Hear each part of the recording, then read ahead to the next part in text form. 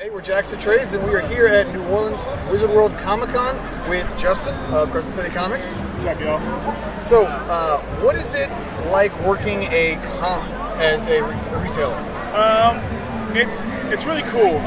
You get to see a different side of comics and fandom when you're actually here. From the moment they open up and let you on the floor to the moment that they kick you off on the last day, and it's a safe place times 100, but it's also a work environment. It's an established sort of convention where people come and dress up, and they bring people from out of state to dress up, and writers and artists and fans of all genres come and collaborate in the same place. So as a vendor, you have to be, ready to serve the public. As a comic shop that's local, we try to bring a small version of our shop to the con to provide people from out of state with the same thing we bring to people who live here in New Orleans, which is a huge amount of variety. Yeah, you guys have a huge setup here this year. Yeah, we have like a city block. And we know you are our local LCS, so we get almost everything we get from you guys, so thank you for that. Of course, our pleasure, always. So, why should people come to Crescent City at Wizard World if they're here? What do you guys have that somebody else doesn't? That's the thing that I've been sort of thinking about this whole time that we've been here, because a lot of people who are locals, don't want to come to a Comic Con and just go to their local shop unless they're just coming to say hi to the guys who work here. Yeah, right. exactly. Like my pull list isn't here, so right. I mean, why? Why you know where your books are, and you come frequently and regularly, throughout the week.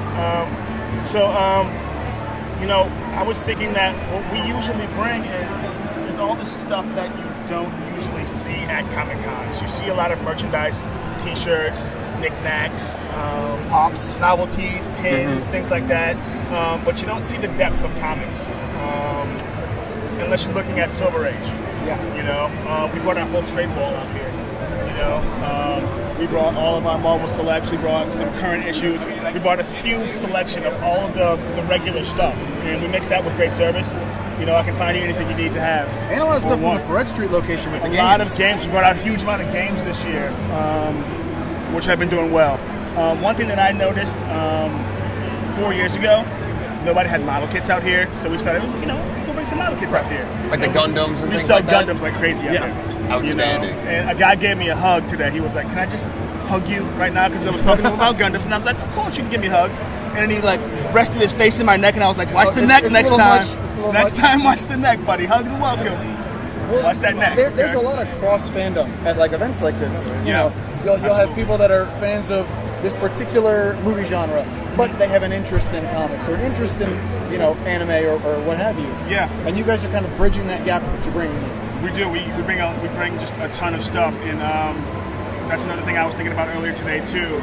Just how much the different genres intersect here at this space. Because you could find somebody who's a fan of comic books, but not a fan of Doctor Who, and vice versa. And then you can come to a place, an established shop like Crescent City, and we'll take you through all of it. And sell you a Doctor Who comic book. And then sell you a Doctor Who comic book, which you didn't know existed. Exactly. Which is great for me. To show somebody something that they've never even seen before or knew existed. And be like, hey, here's this thing that I spend my entire day with. Enjoy it, take it with you. I love it, but you can have it. Being a vendor, are you going to have any time to get away and see anything while you're here? And if so, what are you trying to see? I usually go for art. Yep. I go for live art. This year, I'm going to spend a lot of time digging through the Silver Age. Awesome, nice. awesome. Yeah, last year I did art. This year I was like, I'm going to do art again because it's fun. And then I was like, you know what? No. There's some things I need to do to shore up my collection. So I'm going to dig through the crates this time. Outstanding.